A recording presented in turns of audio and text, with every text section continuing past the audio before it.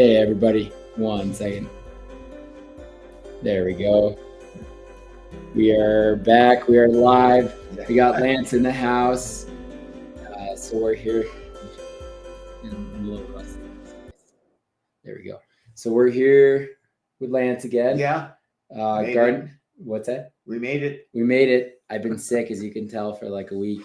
It's a persistent cold. So I'm back. And gardening season is upon us. Is upon us, yes. And I'm busy most of the time. So what's going on in your day to day? It's mainly soil prep, doing in fact, I worked all day for somebody else, and they came home and spread 12 wheelbarrows of compost and turned it in. Oh wow! Yeah, that's what I did. And in the morning, I tilled too and planted sweet peas. Sweet peas. I'm gonna take notes while you're talking because now is the time to. Sweet peas are going in the ground. They're in the ground. That's the flower. Oh, the sweet flower. Yeah. Okay. And I've already planted the regular peas too. And so I can do any peas at this point. Yeah. All right. Pea time, everybody. Yeah. And there's a little trick with the peas is that the smoother the seed, the more cold hardy. Smoother the seed, the more cold hardy. Cold hardy. And then the more wrinkled the seed, the less cold hardy. Okay. So like the summer peas, not so much. Yeah. Yeah. You can see them. They're smooth to wrinkled. Gotcha. On those guys. So smoother seed. All right. What else is going in the ground right now? Well, let's see. I planted spinach, lettuce, cilantro. I even did a small patch of carrots, finocchio, which is bulb fennel. Okay. Kale and Swiss chard. Gotcha. Okay. And you could put in arugula, dill. You could plant those things now. Okay. Also. Get those in the ground. And what else? It's too early for carrots. I got a small patch of carrots. Carrots can go in? Yeah. If it's going to get really cold, they don't like that. But you can throw a blanket over them. Okay. Yeah, and they're not going to come up for another 2 weeks. They've been planted for 1 week now. Okay, so it takes a while to germinate. Yeah. When it's that cold. Okay. Carrots can go in. And what about like the brassicas? If you want to. Yeah, okay. You could do brassicas. I did some kale.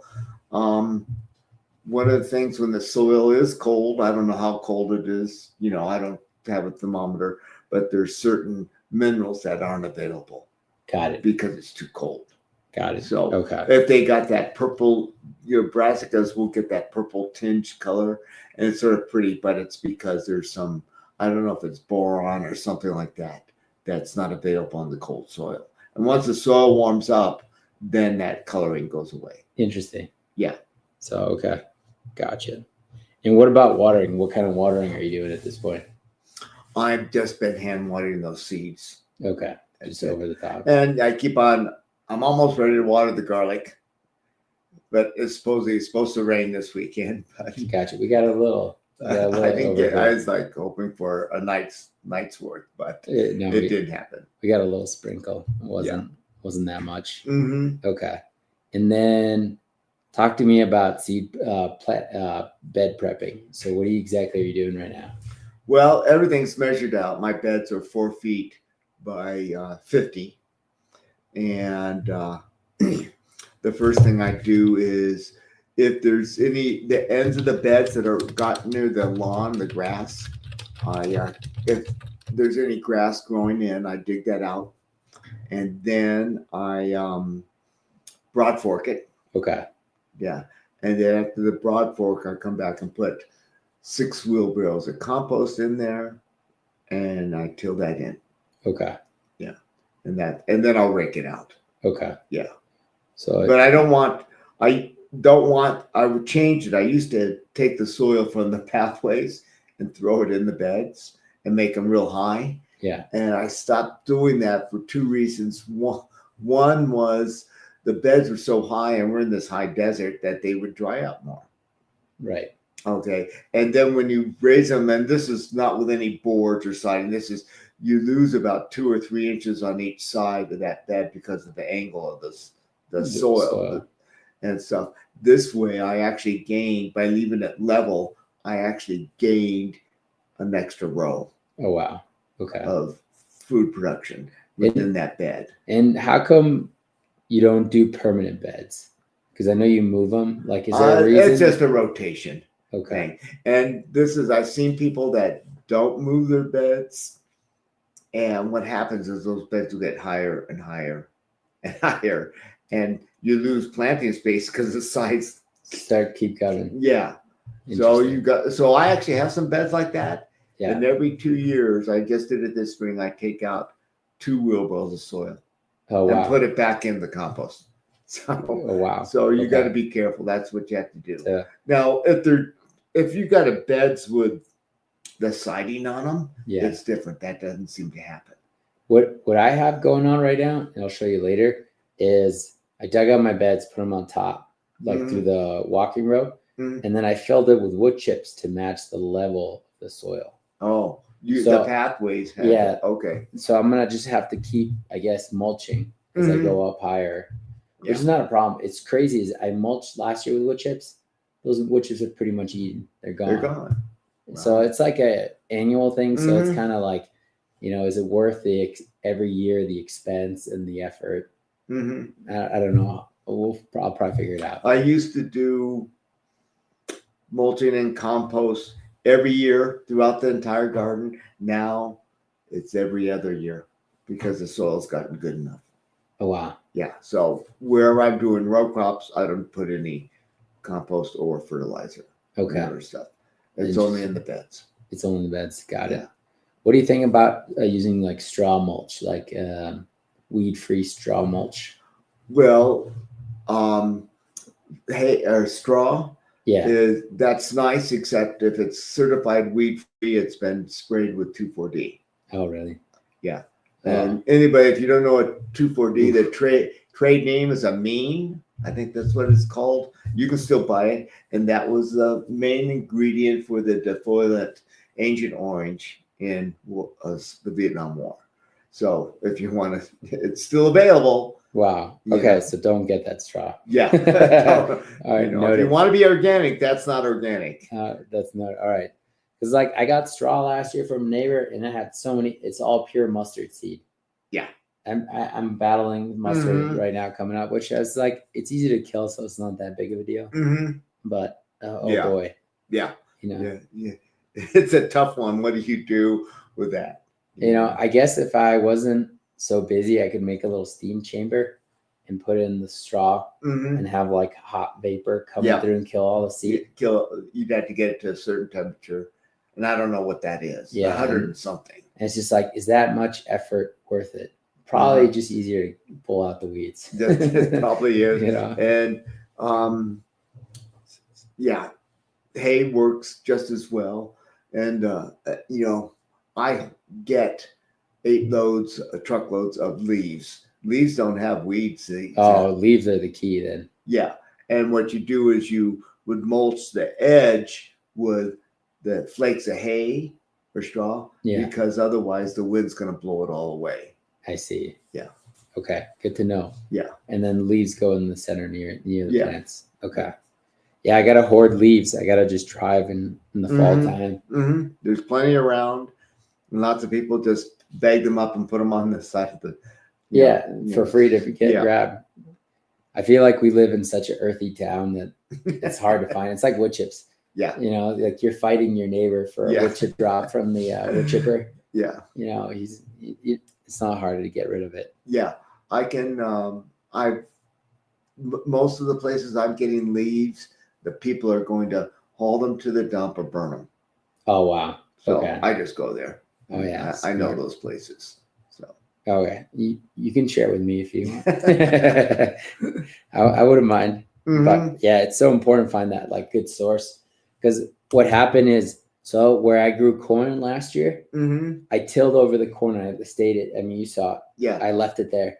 What was fascinating is the soil underneath that, because it was armored and protected, was like moist. Yeah. It was perfect soil, like the texture. So I want to try to do that every year. Or maybe I just do a cover crop of like oats and hairy vetch or something. Yes. and then when I'm ready, I Mhm. terminate that crop. Yeah. And then plant into it. So I don't know. It's just got to Yeah, figure out. you got to figure it out for what your timing and how you can do things. Right. And what's sustainable. Mm-hmm. Like that's a big thing with gardening is like you can have a 5-cent tomato or a $5 tomato, depending on what you do. Like if you buy all the implements and everything, and by the time you're done with it, I mean, what inputs do you put into your garden besides compost? Do you buy anything? No. Nothing? No. What about sulfur? Except for the sulfur. Okay. Yeah. So sulfur, but that's just because we have high alkalinity. High alkalinity. That's a problem. But otherwise, no. Just the compost. Just the compost. Okay. That's the way to do it. Yeah. I'm trying to figure out my compost system, but you've got it down. I got it. Yeah. So, and when one pile's finished, the next one's made. I don't mess around with. You always have it. Yeah. I'm trying to figure out when we can go out and film because a lot of people had questions on your video. Oh, about the yard mulcher or whatever you use to shredder. The shredder, yeah. Oh, okay. Yeah. Yeah. So we gotta film that. I'll have to, if I don't go out anywhere to see what's on there as far as what's available. We sort of looked through it last time. Yeah, on Amazon, we didn't find anything that looked like it to share with the communities. But yeah, no, it's interesting. It's how do we how do we consistently make compost? Because if you have that, then you got everything, right? Yeah. So it's just like, how do you every year? I mean, I'm cheating a little bit because I'm borrowing my neighbor's tractor, so I have that big pile right now. But you work hard on your compost. Yeah. How many yards at a time? Well, those piles are probably about the size of a full-size pickup truck. Okay. That's a pretty good size every time. Yeah. And just curious, like, how come you have to keep always composting? Like, do you ever just get to a level where the soil is fertile enough, or is it just because you're doing it so intensely? Well, it's like I said, it's only done every two years that it gets compost. That specific patch of dirt. Yeah. Okay. So all right. So you'll grow like a heavy crop, heavy feeding. Next year, that's your grain area or potato area. A potato area, or what it is, I got the two main areas, and 1 year it's row crop, and 1 year it's beds, and the beds get all the compost. I see. Okay. And the row crop areas are dry beans, so you don't need to fertilize those guys. The potatoes don't want fertilizer, so you're fine there. I do got where I grew the garlic that got compost and then planted. Okay. And so that did that. Sometimes, and I'll probably have to do it this year, the corn patch was a squash patch last year, and I didn't fertilize it last year. I think I'm going to have to do that for the corn patch. Okay, and get it in there. I'm curious as far as like, what do you think from a survival homestead point of view are the easiest grains to grow and to harvest? The easiest? Yeah. Well, corn's really easy. Corn is the easiest. Yeah, really easy. And then you have wheat isn't hard.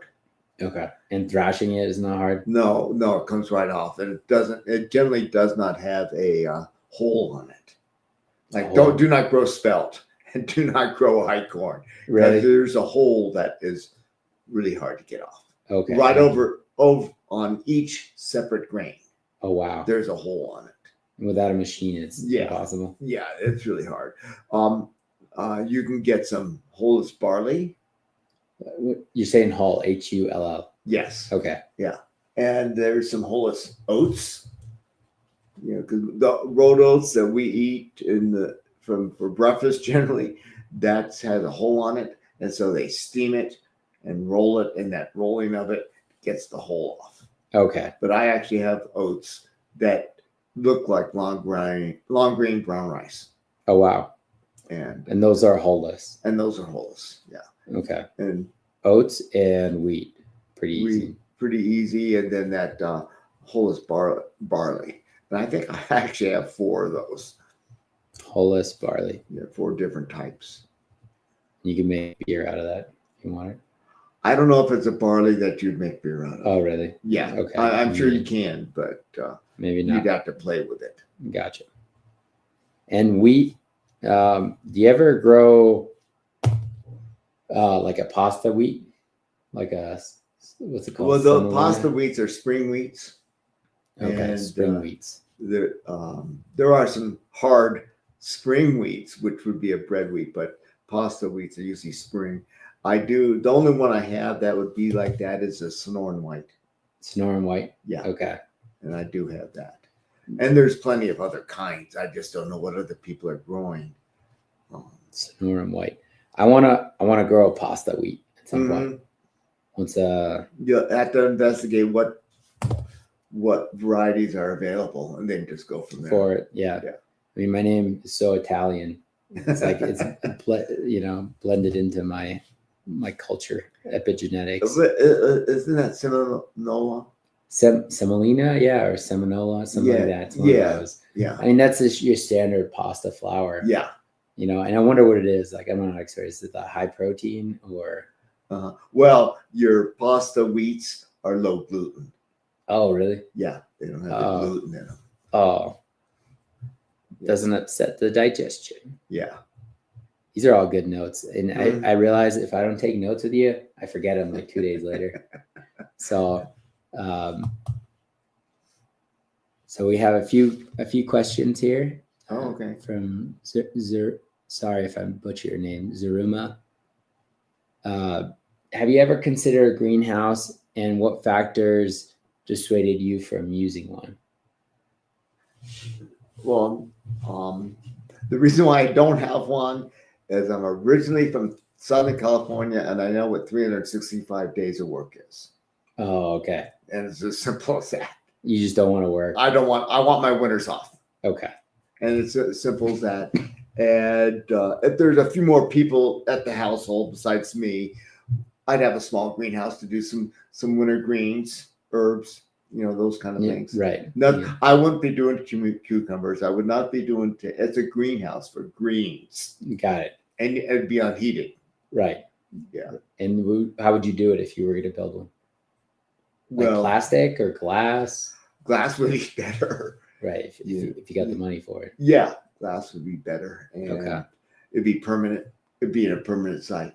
Okay. Yeah. Because the plastic ones you can move. Yeah. I got to show you my YouTube videos I did on greenhouses around here that are passive. And they're growing like pineapple, bananas, papayas. Yeah. All with just solar. Yeah. And it can be done, thermal mass. Yeah. It blows my mind. Yeah. But you can do it cheap, with plastic, and thermal mass ones are like $1,000 you could start at theoretically.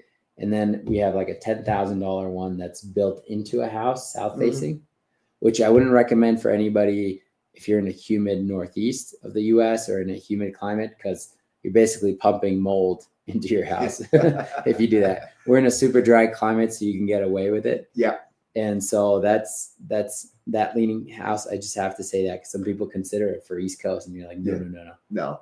I was just at a greenhouse. I worked in at somebody's house just yesterday, and that's that really heavy duty corrugated plastic that's got the square tubing in it. Have you ever seen that? It's the front is glass, but the slanted part, it's polycarbonate. Yeah, that's what it is. Yeah. And they have cement raised beds. Oh, do they? Yeah. Oh, wow. Yeah. And all the walls on the back are all cement. Oh yeah, no, that's the key is thermal mass. Yeah. I mean, if we could decide, this is off gardening, but every house should be like that, like a high thermal mass with solar glazing. Yeah. And then boom, in the wintertime, it saves your heating costs like drastically. Yeah. The trick with greenhouses going in for winter production is you need to have the plants full size in August, early September, because the day lengths get short enough that they're not growing anymore. Oh. So you want them full size.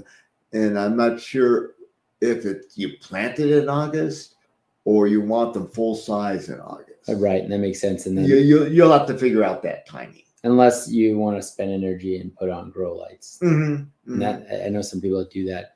My buddy's greenhouse has pepper trees. I call them pepper trees because they never die. Yeah. And it just like looks like a Christmas tree year round. It's full of peppers. I mean, it would be hard to tell the production. Yeah. You know how much, but he's always eating peppers year round. Yeah. Well, I've heard of that, and a friend that was a organic farmer on the island of Hawaii. He had sometimes had peppers that were 3 and 4 feet tall. Wow. And they'd last about 3 to 4 years. Wow. And then start over. And then get them going. Yeah. It's basically if you're blessed to live in that kind of climate, you're not really gardening, you're cheating. You know, just don't rub it in our faces. Yeah. You know, that's all I ask. Yeah. Well, I'm curious, this friend, how old is this friend of yours that's eating the bell peppers or peppers all the time? He would be probably like early 50s. Okay. I'm going to just say this is a precaution, is the nightshade family of plants weaken the joints. So a lifetime of doing that is going to be interesting to see. And he might be somebody that it doesn't affect at all. Right. But I noticed it when I was in my 20s. So I stopped doing nightshade. Okay. But you'll eat potatoes. I'll eat potatoes, but they're a root. Okay. And not the fruit. And then it's when you get eating a lot of nightshade, the eggplant, the peppers and chilies and tomatoes. And you got it. All of us are different. Right. You know, so. Right. You know, so you have to you're killing me, Lance. I want to eat some salsa, dang it. And I like salsas and when I have peppers. So what you do is you eat it more as a seasoning and not as the base. I see. Yeah. Got it. That makes sense. Mm-hmm. Zaruma was saying, glad you both are doing well. I'm glad I'm finally back. Rebecca, fourth generation, who grew up on a wheat farm. We grew soft white wheat for export. Love it. Love to know more about that. Yeah. And the Fed, I love the name. Welcome. Good morning to you as well. Mm-hmm. Yeah. Don't really have an agenda. I mean, we've talked about compost. Yeah. I know some people showed up a little bit later. So basically right now, if you're in our similar climate grow zone 5, 6, time to put in the peas into the ground. So I'm going to do that this weekend. Mm-hmm. I'm going to put some peas, carrots, although I expect those to take. My arugulas are coming up. Oh, yeah. It's like the endless arugula bed. I'm going to do that. And then Ben Folk, another permaculture guy, he does pesto out of it. Oh, okay. So I'm going to do that now that I can't have salsa and tomatoes. I'm going to have my pasta that way. Yeah. And I guess you could just look online for hulless oats. Yeah. You just order them. Okay. Mm-hmm. Hulless oats and hulless barley. And those would be good chicken feeds as well. Mm-hmm. Yeah.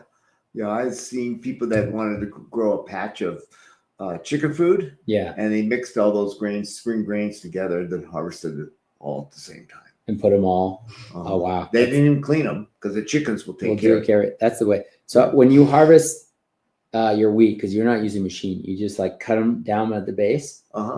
And I have a sickle. A sickle. Yeah. And then you bunch them together, tie them.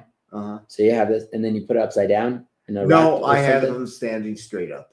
Okay. You put them upside down, they're going to fall out of the grains. Fall. Okay. So. And then until it's super dry. Yeah. And you can do it, clean that whenever you have time.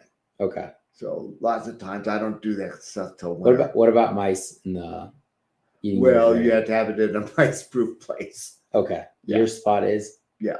Okay. Sometimes it depends. This year I'm not growing any small grains, so I don't have a problem with space. But sometimes it's in this room in the house or that room in the house, or it's out in the garden room. You know, so it can alternate. Yeah. Okay. Yeah. Yeah, I'd love to grow some wheat. So let's say I have a rough idea, and if anybody hasn't seen Lance's videos on YouTube, check them out. But I know how big you grow. How much grain would you say you get by because your spots are usually like what? Well, how big? Maine the main crop of wheat would be 500 square feet. 500 square feet. And then how many pounds you get out of that? You'd get 40, 50 pounds 40, 50 pounds. of clean grain. Okay, so a pound per every 10 square feet. Yeah. Of clean grain. And then when I'm growing a patch of, say, 250 square feet, I get about 23, 25 pounds of clean grain from that. Oh, so half. Okay, Yeah. okay. Yeah. That's still a good amount. Mm-hmm. I mean, that would feed a family. Yeah. For the year. And if you do it every year, a small patch, it's sort of fun. Oh yeah, no, it sounds fun. Yeah, and stuff. So yeah, I'm trying to think of what else. I was gonna say, when you're planting these small grains, you don't plant them thick. Okay. They'll have their average. You could read it. What they say, how much grain spacing. Okay. But the reason why it's actually more productive with a little lighter planting is because each plant sends up side shoots. So if it's planted real thick, that grain's only going to produce that one seed head. But if you plant it a little bit lighter, that one grain will plant 3 or 4. Will produce 3 or 4 or even 5 heads of grain. Okay. And so it's actually advantageous to do a little bit lighter. Okay. Yeah. I know when you're grain planting, usually like a grain planter, I think is 7. Rebecca will correct me here, but 7 inches. 7 inches. And then your spacing is dependent. So yeah. I think 7 to 8 inches. Like corn is further apart. Yeah. But a grain. It's called a drill. Now, don't ask me why they call it a drill, because they're actually discs and they run them through the field. Right. Yeah. Right. But that's what they call drills. But it's not, you're just doing it for subsistence. You're not doing it to make money. No. And then Rebecca asks or says she has wheat seed from the early 1900s, Turkey Red. Turkey Red. Yeah. That's my main wheat. That's your main wheat? Yeah. Oh, wow. Yeah. And she asked, do you think it'll sprout? It's well worth testing out for us, Rebecca. If you can do that for us. From the 1900s. And it's that from the 1900s? Yeah, from her farm. Oh, okay. Her family's farm. Yeah, I would sprout it. It'd be awesome. Let us know. You'd have to put it in, any way you can sprout it. Okay. Yeah. Between paper towels, moist paper towels, and a plastic bag, just to see. I wouldn't be surprised that it was sprouted at 30, 40%. 30, 40%? Yeah. All right. Lance is betting 30, 40%. Yeah. I don't know. I don't have a number, so I'll just piggyback off your 30, 40%. But 100 years old seed, that's pretty amazing. Mm-hmm. If it's been kept dry and out of light. Okay. Yeah. Those would be the things. Yeah. That would be like an heirloom. To be like, this is 100-year-old. There's like no adulteration in the genetics. No, that's I mean, the Turkey Red I'm growing has probably changed over the years because I've grown it. Oh, right. Yeah. Right. Rebecca, let us know. I mean, I would hit you up for some as well if it works. And then, so grain and then the drying. And then once you got the seed, I mean, I picture like a tarp and you just like whack it. Actually, what I've been doing lately is using my feet on the floor. You just like stomp it? Stomp it. Okay. Or a sheet or a tarp out by the compost area. And you take those bundles that you have it in, lay them down, and people just stomp on it. But I found that if you roll them sideways, the grain's hanging this way. And if you roll them this way, it takes out the grain. Really quick. Yeah. And then you just grab a fan and you winnow it. I actually run it through a 1/4-inch screen, just to get the real big stuff out. And then I will winnow it. Okay. Yeah. Interesting. In front of a fan. And you use dish pans.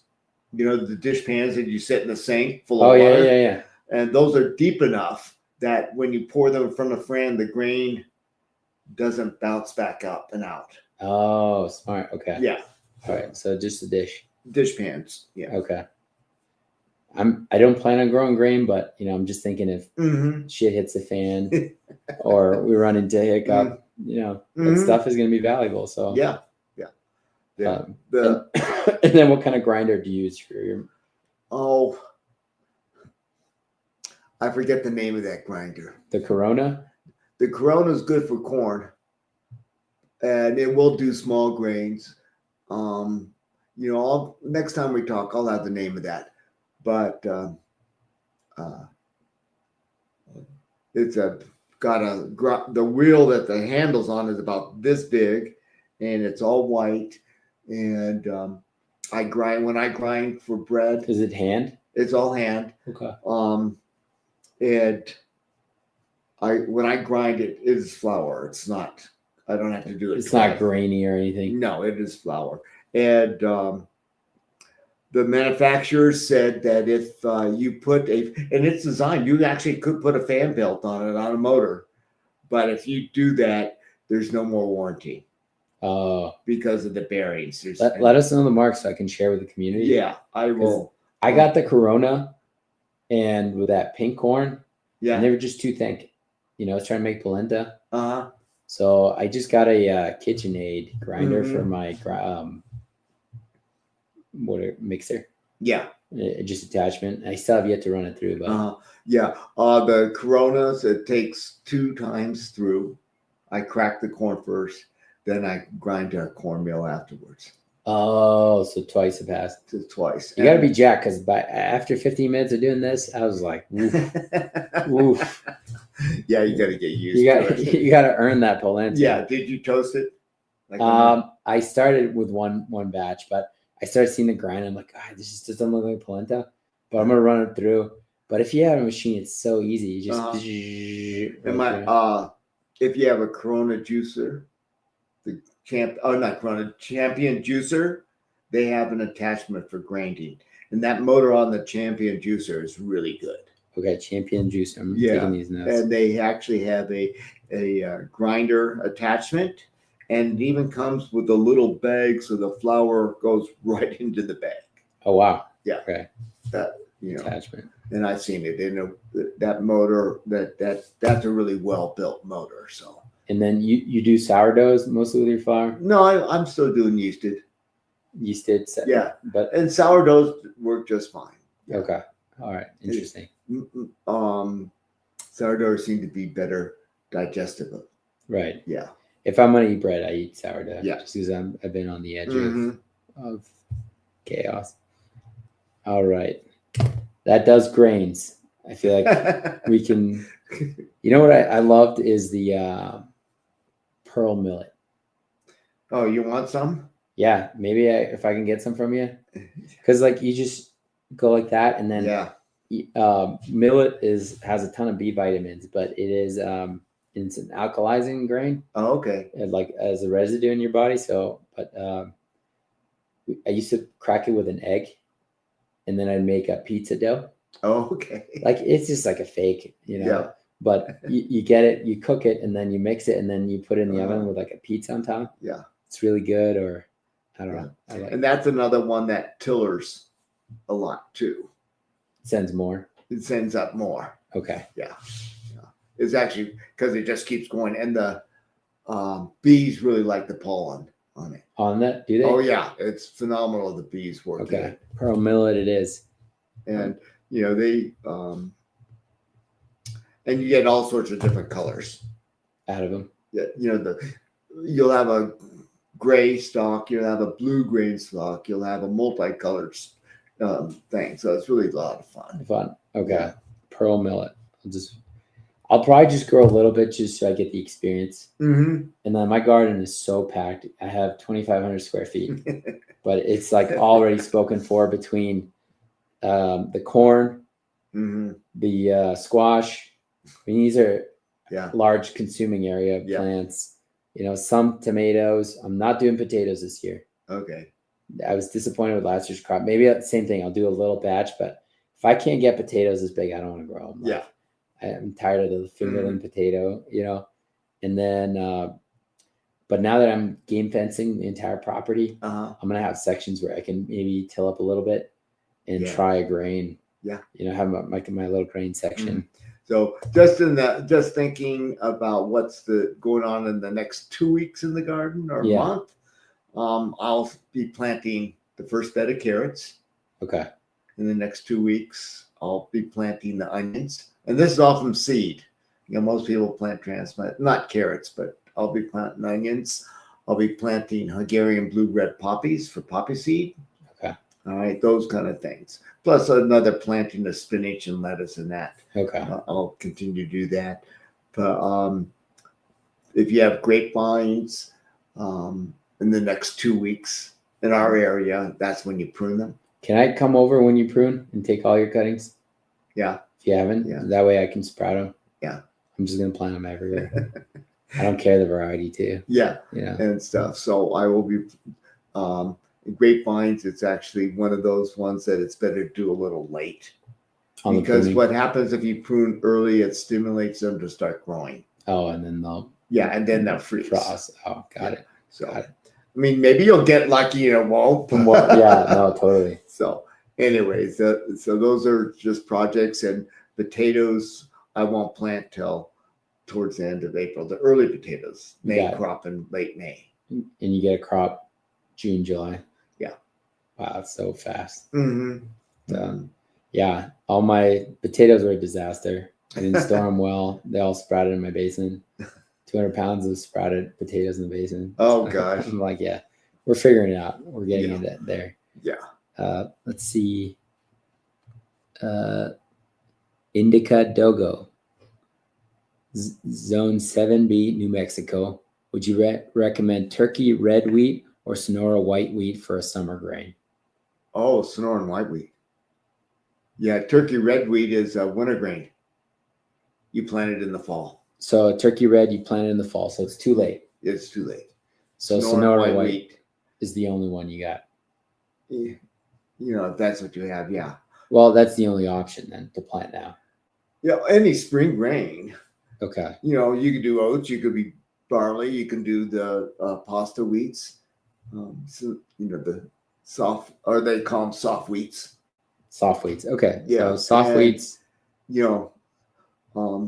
But her summer grain, actually millet is a summer grain. These the Sonoran white wheats are a spring grain. Yeah, the oats are spring grain. Barley is a spring grain. So you just plant them in the spring. The summer grains are like corn and sorghum. Okay. And millet because they want hot. If you could grow rice, that's a summer grain. So if you plant Sonoran white now, it'll be ready by June, July. Okay. Yeah. So you can double crop, and then you would put a bean crop. Yeah. Right after. Yep. Okay. Mm-hmm. And you have beans that are ready in 60 days. What are they called? The pinto? The pintos I plant after when I pull the garlic out. I plant the pintos. The pintos. Yeah. I mean, that's so you can get 2 crops from one spot in 1 year, mm-hmm. Especially New Mexico. Like you guys have way more heat. All right. Zeruma. If you had to build your setup all over again from scratch, what would you do differently? Also, have you run into any troubles with the well? Okay. Sorry.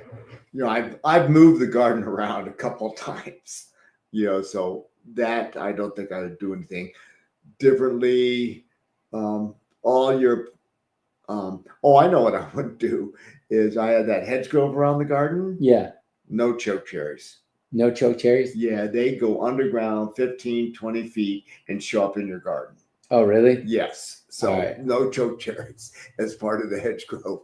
But all perennial the fruit trees would all be on the north side for no shading.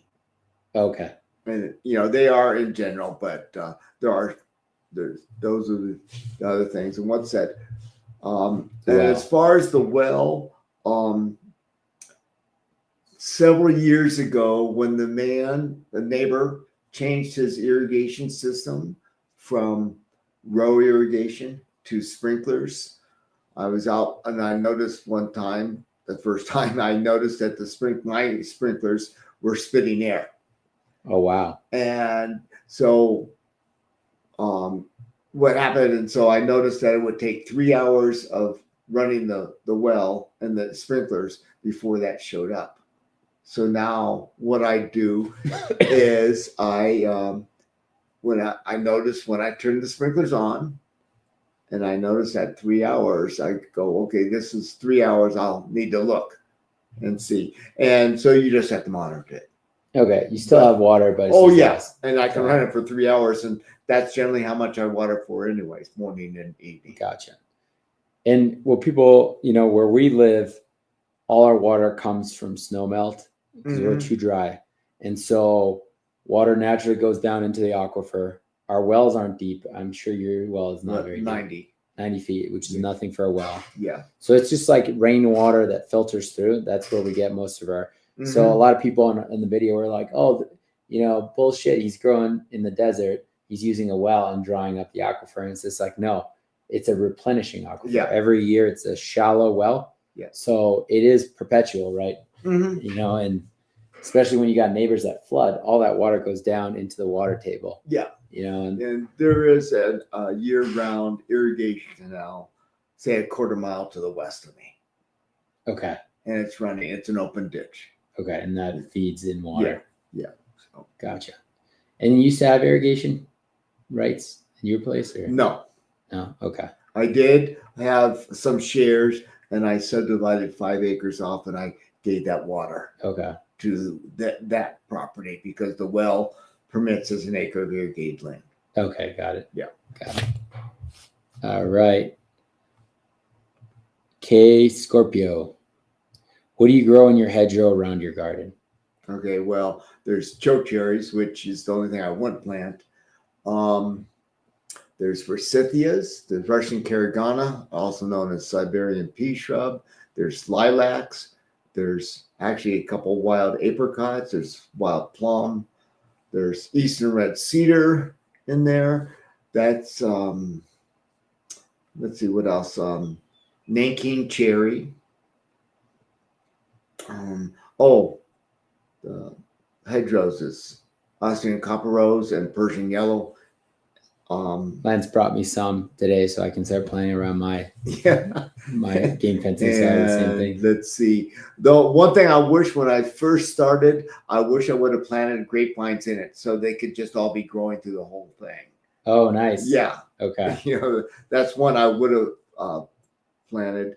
Okay. Let's see. There's some native oak, which is called Gamble oak, and it's a scrub oak. There's some of that in there. There's some buffalo berry in there, all sorts of stuff. There's some volunteer crab apples in there.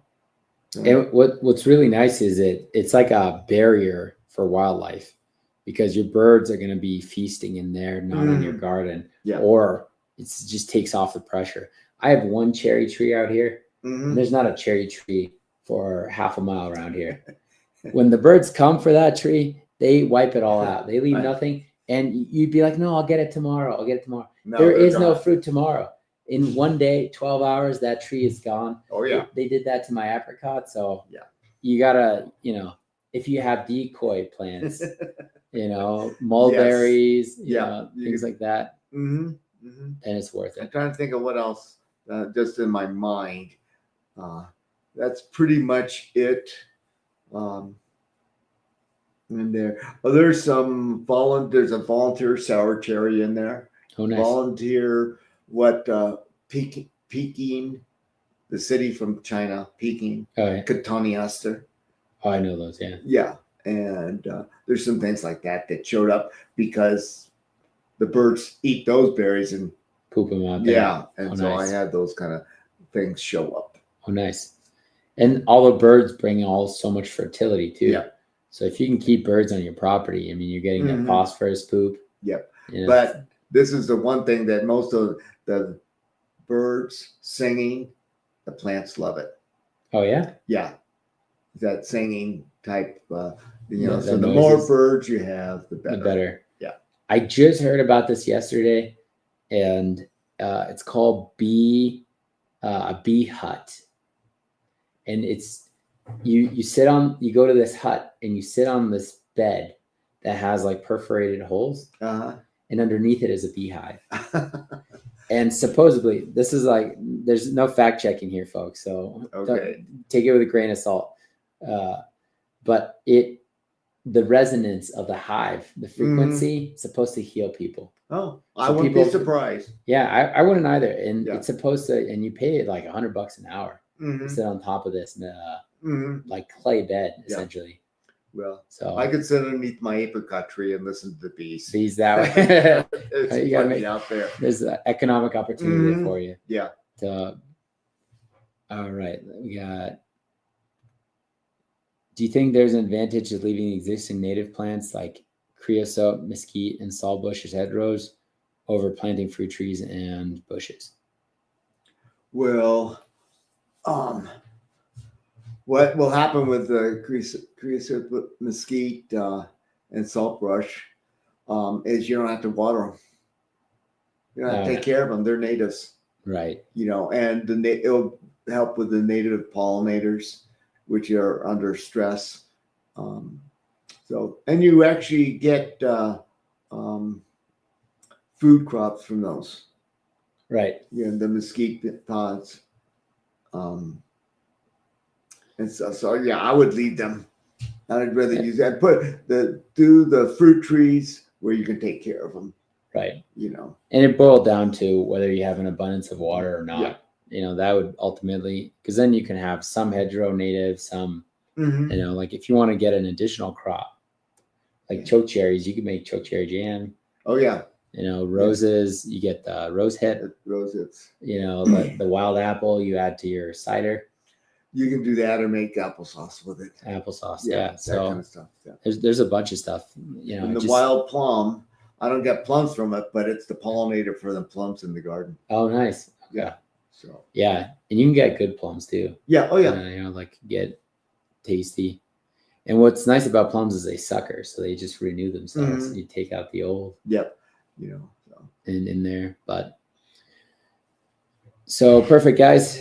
I think we're gonna end it here, and we'll save questions for next time. Thank you, Lance, for coming out here. And I'll get the name of that grinder I have. Okay, and we'll share the grinder. I'll put it on the Perma Resilience community on school, and we'll go from there, guys. Thank you so much for joining us. Thank you, Lance. Yeah, we'll see you on the next one. And you can also find Lance on As the Worm Turns. kvnf.org. His show Wednesdays at 5:30. Wednesdays at 6:00. Wednesdays at 6:00. Yeah. Mountain time. And we'll have Laura Parker in this week, and she's the owner of High Desert Seed Company. Which I got to connect with too. I want to film her. Okay. So we share how to store seeds with that for everybody. But High Desert Seeds, that's a great seed company. highdesertseed.com, I think. Yeah, is her website. So they're all acclimatized, and a lot of Lance's seeds are there. There's some, there are some. A few other things. Yeah. So thank you, guys. We'll see you on the next one. Oh wait, I got to do this. Sorry, guys. We're learning how to do this and make it all cool. There we go. See you.